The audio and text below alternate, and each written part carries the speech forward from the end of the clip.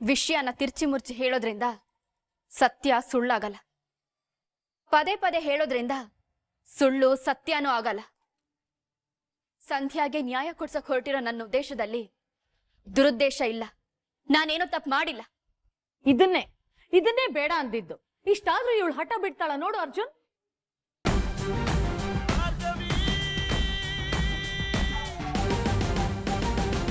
Ma'am, ನಾನು request ಮಾಡ್ಕೋತಿದ್ದೀನಿ, ದಯವಿಟ್ಟು ಅವ್ರಿಗೊಂದು ಚಾನ್ಸ್ ಕೊಡಿ ಪ್ಲೀಸ್. ಅವ್ರಿಗೊಂದು ಅವಕಾಶ ಕೊಡಿ, ಅವ್ರ ಜೊತೆ ಮಾತಾಡಿ. ನೀವ್ಯಾಕೆ ಇಷ್ಟೊಂದು ಬೇಡ್ಕೊಳ್ತಾ ಇದ್ದೀರಾ ಅರ್ಜುನ್? ಭಾರ್ಗವಿ, ನೀವು ಸುಮ್ಮನೆ ರೀ, ನಾನು ಅವ್ರಿಗೆ ಅರ್ಥ ಮಾಡಿಸ್ತೇನೆ. ಅವ್ರು ಮಾಡಿದ ತಪ್ಪೆ ಅವ್ರಿಗಿನ್ನೂ ಅರ್ಥ ಆಗಿಲ್ಲ. ಇನ್ನು ನೀನ್ ಹೇಳೋದು ಅವ್ರಿಗೆ ಅರ್ಥ ಆಗುತ್ತಾ? ಮಾಮ್, ಭಾರ್ಗವಿ ದುಃಖದಲ್ಲಿ ಮಾತಾಡ್ತಿದ್ದಾರೆ. ದಯವಿಟ್ಟು ನೀವು ಯಾರು ಬೇಜಾರು ಮಾಡ್ಕೋಬೇಡಿ.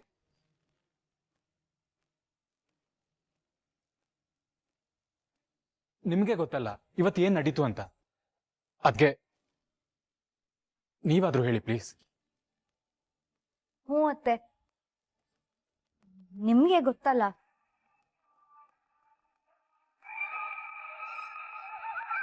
ಇವಳೊಬ್ಳು ಆ ಕಡೆನೂ ಇದ್ದಾಳೆ, ಈ ಕಡೆನೂ ಇದ್ದಾಳೆ. ಸರಿಯಾಗಿ ಎಲ್ಲರ ಹಣೆ ಮೇಲೂ 3 ನಾಮ ಹಾಕ್ತಾಳೆ. ಚಿಕ್ಕಿ, ನಿಮ್ಗೂ ನಮ್ ವಿಷಯ ಗೊತ್ತಲ್ವಾ? ನಮ್ಮೇಲ್ ಗೂಬೆ ಕೂರಿಸ್ಬೇಡಪ್ಪ. ಈ ಕೇಸ್ ತಗೋಬೇಡ, JP ಬಾವನ್ನ ಎದುರಾಕೋಬೇಡ, ಅವ್ರ ಮೇಲೆ ಆಪಾದನೆ ಮಾಡ್ಬೇಡ ಅಂತ 1000 ಸಲ ಹೇಳಿದೀವಿ. ನಿನ್ ಹೆಂಡತಿ ಮಾತ್ ಕೇಳ್ತಾಳ? ನಾವ್ ಹೇಳಿದ್ದನ್ನೇ ಈಗ ಜನರು ಗಟ್ಟಿಯಾಗಿ ಹೇಳ್ತಾ ಇದ್ದಾರೆ ಅಷ್ಟೇ.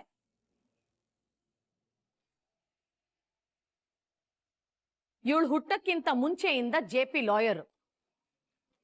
ಯಾರ ಎದುರಿಗೆ ಯಾವ ತರ ಬಿಹೇವ್ ಮಾಡ್ಬೇಕು ಅಂತ ಗೊತ್ತಿಲ್ಲ ಇವಳಿಗೆ. ಹೀಗ್ ನೋಡು, ಅಹಂಕಾರದಲ್ಲಿ ಮೆರೆದಿದ್ದಕ್ಕೆ ಜನ ಸರಿಯಾದ ಪಾಠ ಕಲಿಸಿದ್ದಾರೆ ಇವಳಿಗೆ. ವಿಷಯನ ತಿರ್ಚಿ ಮುರ್ಚಿ ಹೇಳೋದ್ರಿಂದ ಸತ್ಯ ಸುಳ್ಳಾಗಲ್ಲ. ಪದೇ ಪದೇ ಹೇಳೋದ್ರಿಂದ ಸುಳ್ಳು ಸತ್ಯನೂ ಆಗಲ್ಲ. ಸಂಧ್ಯಾಗೆ ನ್ಯಾಯ ಕೊಡ್ಸಕ್ ಹೊರಟಿರೋ ನನ್ನ ಉದ್ದೇಶದಲ್ಲಿ ದುರುದ್ದೇಶ ಇಲ್ಲ. ನಾನೇನೋ ತಪ್ಪು ಮಾಡಿಲ್ಲ. ಇದನ್ನೇ ಬೇಡ ಅಂದಿದ್ದು. ಇಷ್ಟಾದ್ರೂ ಇವಳು ಹಠ ಬಿಡ್ತಾಳ ನೋಡು ಅರ್ಜುನ್. ನಿನಗೆ ನೇರವಾಗಿ ಹೇಳ್ತೀನಿ, ಕೇಳಿಸ್ಕೊ. ಈ ಮನೆಯಲ್ಲಿ ನಮ್ ಜೊತೆಗೆ ಒಬ್ಳಾಗಿರ್ಬೇಕು ಅಂದ್ರೆ ಈ ಮನೆ ರೀತಿ ನೀತಿ ತಕ್ಕ ಹಾಗೆ ಇರ್ಬೇಕು.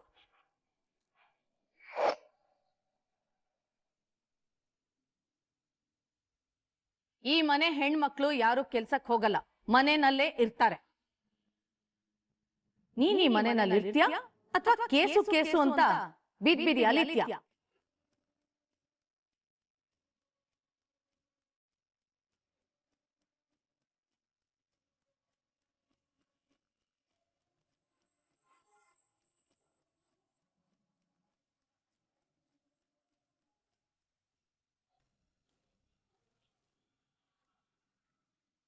ಖ್ಯಾತ ವಕೀಲ JP ಪಾಟೀಲ್ ಮನೆ ಮೇಲೆ ದಾಳಿ.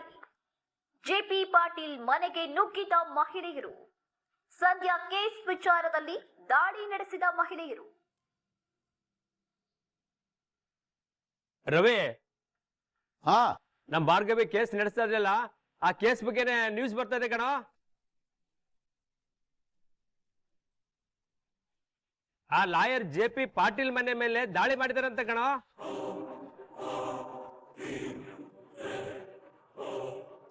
ಎಲ್ಲಿ? ನೋಡ್ ನೋಡ್.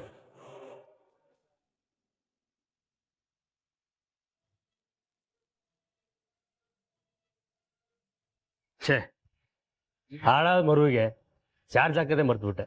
ಅಯ್ಯೋ, ಎಷ್ಟೊಳ್ಳೆ ಸಮಾಚಾರ ಬರ್ತಾ ಇತ್ತು, ಸುಸ್ತಾಪ್ ಆಯ್ತು ಅಲ್ಲ. ಆ JP ಪಾಟೀಲ್ ಮನೆ ಮೇಲೆ ದಾಳಿ ಮಾಡೋದನ್ನ ನೋಡ್ಬೋದಾಗಿತ್ತು. ಬೇಸರವಿ, ಮದುವೆ ಆದ್ಮೇಲೆ ಭಾರ್ಗವಿ ಕೇಸನ್ನು ಬಿಟ್ಬಿಡ್ತಾಳೆ ಅನ್ಕೊಂಡಿದ್ದೆ, ಮತ್ತೆ ಮುಂದುವರ್ಸಿದ್ದಾಳೆ ಅಂತಾಯ್ತು. ತಂದೆಗೆ ನ್ಯಾಯ ಸಿಗುವವರೆಗೂ ಅವಳು ಸುಮ್ಮನೆ ಕೂರಲ್ಲ ಅಂದಂಗಾಯ್ತು. MLA ಲಾಯರು ಎಲ್ಲರಿಗೂ ಮಣ್ಣು ಮುಗಿಸ್ತಾವಳೆ. ನೋಡಿದೆ ರವಿ, ನಮ್ಮ ಭಾರ್ಗವಿ ಯಾವತ್ತಿದ್ರು ಗಟ್ಟಿಗಿತ್ತೀನಿ. ಅವಳೊಂದವರಿಂದ ಮಾತ್ರ ಸಮಾಜ ಉದ್ಧಾರ ಆಗೋದು.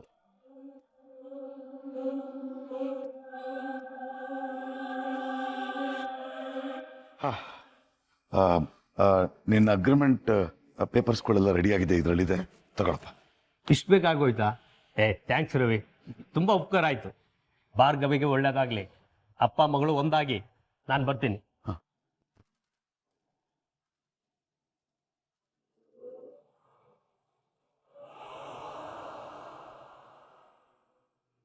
ಪುಟ್ಟಿ ಇನ್ನೂ ಈ ಕೇಸ್ ನಡೆಸ್ತಿದ್ದಾಳ, ಮತ್ತೆ ಬಿಜೆಪಿನ ಎದುರಾಕೊಂಡಿದ್ದಾಳ.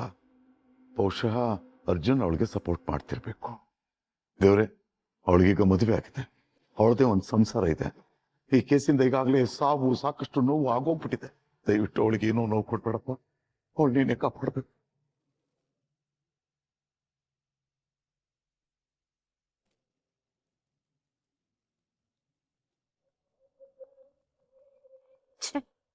ಒಂದೇ ದಿನದಲ್ಲಿ ಅದ್ ಎಷ್ಟು ಸಲ ಹೋಗೋದು ಬರೋದು ಮಾಡ್ತೀಯ ಭಾರ್ಗವಿ.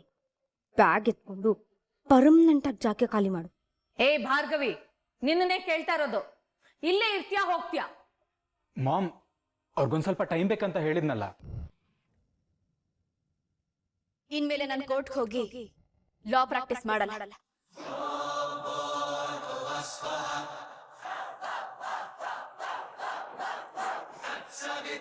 ಎಲ್ರ ಜೊತೆ ಇದೇ ಮನೇಲಿರ್ತೀನಿ, ಈ ಮನೆ ಸೊಸೆಯಾಗಿ.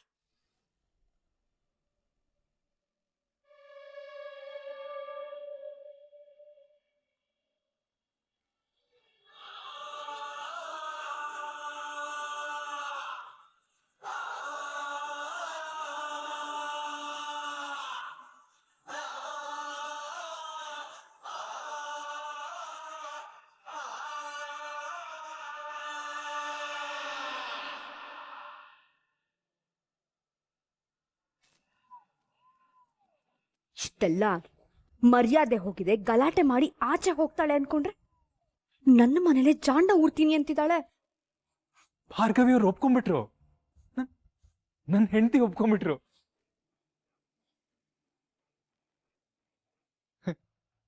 ಭಾರ್ಗವಿ ಅವರು ಡ್ಯಾಡ್ ಕಂಡೀಷನ್ಗೆ ಒಪ್ಕೊಂಡ್ಬಿಟ್ರು. ಇವಾಗ ಏನ್ ಹೇಳ್ತಿದ್ರಮ್ಮ? ಡ್ಯಾಡ್ ಕಂಡೀಷನ್ಗೆ ಒಪ್ಕೊಂಡಿದೀವಿ. ಚಿಕ್ಕಿ, ಡ್ಯಾಡ್ ಮಾತಿಗೆ ನಾವು ಒಪ್ಕೊಂಡಿದೀವಿ. ಅದ್ಗೆ ಕೊನೆಗೂ ಭಾರ್ಗವಿ ನಾನು ಅರ್ಥ ಮಾಡ್ಕೊಂಡ್ಬಿಟ್ರು.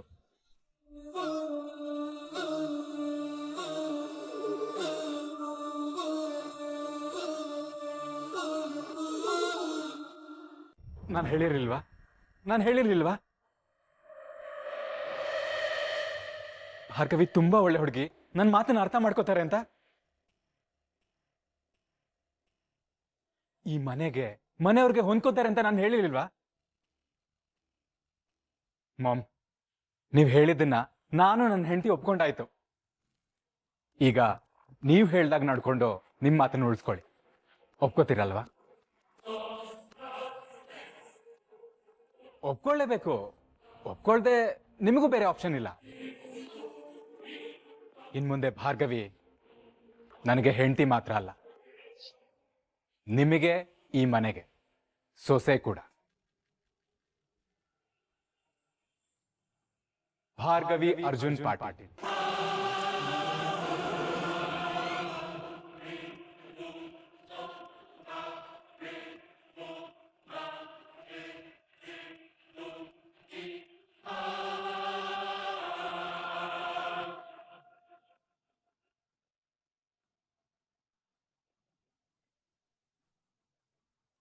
ಏನ್ ನನ್ ಕಡೆ ನೋಡ್ತಾ ಇದ್ದೀರಾ?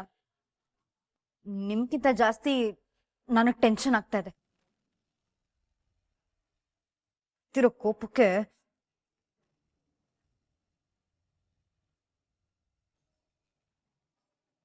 ಏನ್ ಮಾಡಿದ್ರು ನನ್ ಕಡೆ ನೋಡ್ಬಿಡ್ತಾರೆ.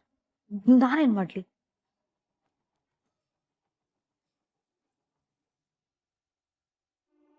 ಅತ್ತೆ ಅತ್ತೆ, ಅದು ಭಾರ್ಗವಿ ಒಪ್ಕೊಂಡ್ಬಿಟ್ಲು. ಏನಾಯ್ತು? ಏನ್ ಒಪ್ಕೊಂಡ್ಲು? ಬಾವ ಹಾಕಿರೋ ಕಂಡೀಷನ್ ಒಪ್ಕೊಂಡು ಲಾ ಪ್ರಾಕ್ಟೀಸ್ ಮಾಡೋದನ್ನ ಬಿಟ್ಬಿಟ್ಟು ಮನೇಲೆ ಇರ್ತೀನಿ ಅಂತ ಹೇಳಿದ್ಲು.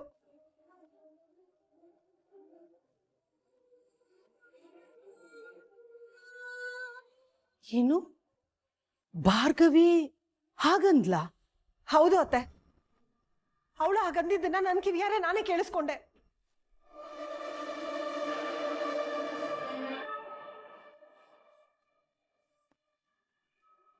ಪರವಾಗಿಲ್ಲ, ನಾನು ಅಂದ್ಕೊಂಡ ಹಾಗೆ ಮಾಡಿದಾಳೆ. ಏನ್ ಹೇಳ್ತಿದ್ದೀರಾ ಅತ್ತೆ ನೀವು? ಭಾರ್ಗವಿ ಕೆಲಸ ಬಿಡ್ತಾಳೆ ಅನ್ನೋ ವಿಷಯ ನೀವು ಮೊದ್ಲೇ ಊಹೆ ಮಾಡಿದ್ರಾ? ಅಲ್ಲ ಅತ್ತೆ, ಅವಳು ಕೆಲಸ ಬಿಟ್ರೆ ಕೇಸ್ ಹೇಗ್ ಗೆಲ್ತಾಳೆ? ಯಾಕೆ ರುದ್ರ? ಕೆಲಸದಲ್ಲಿದ್ರೆ ಮಾತ್ರನ ಕೇಸ್ ಗೆಲ್ಲಕ್ಕಾಗೋದು? ಅಂದ್ರೆ ನೀನ್ ಅನ್ಕೊಂಡಿರೋ ಹಾಗೆ ಏನೂ ಆಗಲ್ಲ. ಅಂದ್ರೆ ಮನೆಯವ್ರ ಹತ್ರ ಅವಳು ಸುಳ್ಳು ಹೇಳಿದ್ಲಾ? ಎಲ್ಲ ನಿಜಾನೇ ಹೇಳಿರ್ತಾಳೆ. ಅಲ್ಲ, ಅವಳು ಏನಂದ್ಲು? ಇನ್ಮೇಲೆ ನಾನು ಕೋರ್ಟ್ಗೆ ಹೋಗಲ್ಲ, ಕೋರ್ಟ್ಗೆ ಹೋಗಿ ಕೆಲಸ ಮಾಡಲ್ಲ ಅಂದ್ಲ. ಹೌದು, ನಿಮ್ಗೆ ಹೇಗೆ ಗೊತ್ತು? ಅದನ್ನೇ ನಾನು ಊಹೆ ಮಾಡಿದ್ದೆ ಅಂತ ಹೇಳಿದ್ನಲ್ಲ. ಅಯ್ಯೋ ಅತ್ತೆ, ನೀವ್ ಹೇಳ್ತಿರೋದು ನನಗೊಂದು ಅರ್ಥ ಆಗ್ತಿಲ್ಲ. ರುದ್ರ, ಕೆಲವೊಂದ್ಸಲ ನಮ್ಮ ಎದುರಾಳಿಗಳನ್ನ ಸೋಲ್ಸೋದಕ್ಕೆ ಗೆಲ್ಲೋ ಆವೇಶ ಇದ್ರೆ ಸಾಲದು, ಆಲೋಚನೆನೂ ಇರ್ಬೇಕು. JP ಅಹಂಕಾರನ ಮುರಿಯೋದಕ್ಕೆ ಇದೇ ಸರಿಯಾದ ದಾರಿ.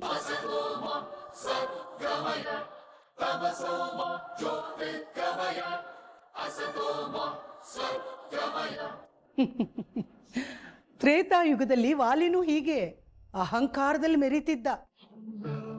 ಅವನ ಎದುರುಗಡೆ ಯಾರೇ ಬಂದು ಯುದ್ಧಕ್ಕೆ ನಿಂತ್ರು ಅರ್ಧ ಬಲ ಅವನಿಗೆ ಸಿಗ್ಬೇಕು ಅಂತ ವರ ಬೇರೆ ಪಡ್ಕೊಂಡಿದ್ದ. ಆದ್ರೆ ಶ್ರೀರಾಮ ಏನ್ ಮಾಡ್ದ ಗೊತ್ತಾ? ಅವನ ಎದುರುಗಡೆ ಬರ್ದೆ ಮರದ ಮರೆಯಲ್ಲಿ ನಿಂತು ಸರಿಯಾದ ಸಮಯ ನೋಡಿ ವಾಲಿಗೆ ಬಾಣ ಬಿಟ್ಟ. ನಮ್ ಭಾರ್ಗವಿನೂ ಹಾಗೆ ಸರಿಯಾದ ಸಮಯಕ್ಕೆ ಕಾಯ್ತಾ ಇದ್ದಾಳೆ.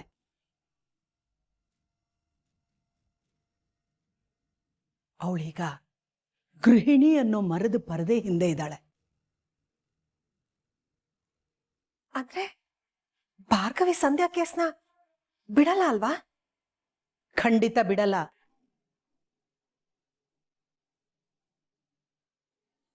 ಸಂಧ್ಯಾಗೆ ನ್ಯಾಯ ಕೊಡಿಸ್ದೆ ಭಾರ್ಗವಿಗೆ ಸಮಾಧಾನ ಆಗುತ್ತೆ ಅನ್ಕೊಂಡಿದ್ಯಾ?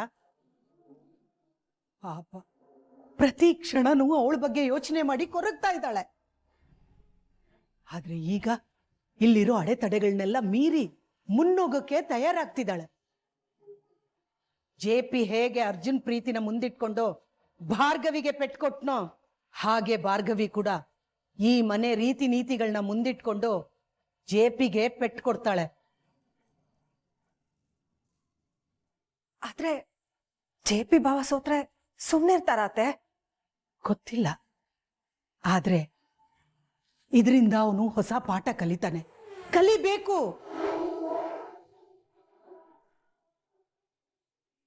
ನನ್ನ ಮಗನ ದುಷ್ಟತನ ಮಿತಿ ಮೀರಿ ಸಂಧ್ಯಾ ಜೀವನೇ ಹೊರಟೋಗಿದೆ. ಇಷ್ಟಾದ್ಮೇಲೇನು ನಾನು ಅವನ ಮೇಲೆ ಕುರುಡು ಪ್ರೀತಿ ತೋರಿಸಿ ಅವನ್ ಸೋಲ್ಬಾರ್ದು ಅಂದ್ರೆ ತಪ್ಪಾಗುತ್ತೆ ರುದ್ರ.